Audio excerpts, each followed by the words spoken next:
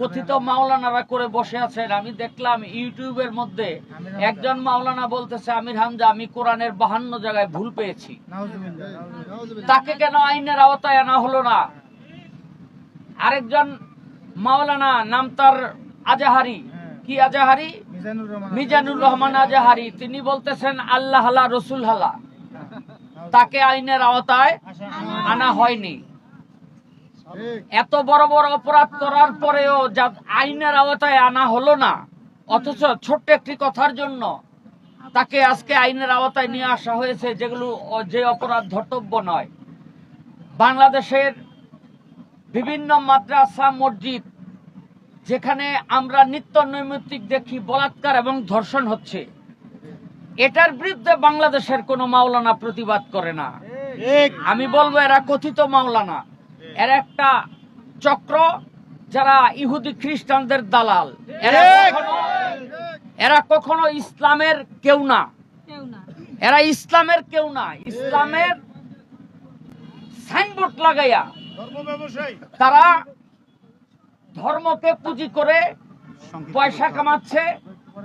তো আমি মনে করি এই আবুল সরকারের গ্রেপ্তারের মাধ্যমে তারা একটা জানান দিল, একটা অপশক্তি জানান দিল যে আবুল সরকার প্রথম বা শেষ না।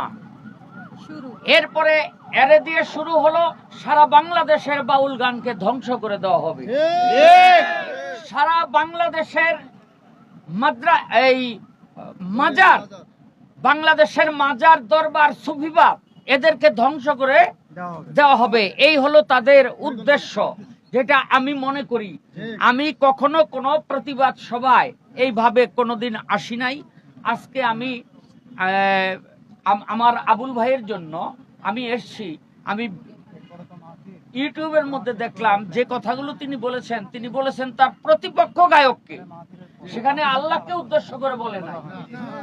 তিনি বলেছেন তার প্রতিপক্ষ গায়ককে যে তোমার কথার কোনো আগা মাথা আমি খুঁজে পাই নাই, এবং তার প্রথম কথাগুলো না তুলে না ধরে শুধুমাত্র কোট করে এইটুকু কথা উপস্থাপন করে এটা মামলার আওতায় আনা যুক্তিযুক্ত না।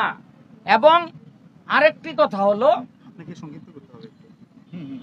হ্যাঁ, আর আরেকটি কথা হলো, এখন আমাদের সময় এসেছে সারা বাংলাদেশের সুফিবাদ, বাউলবাদ এবং মাজার দরবার সমস্ত মানুষের এক হওয়ার।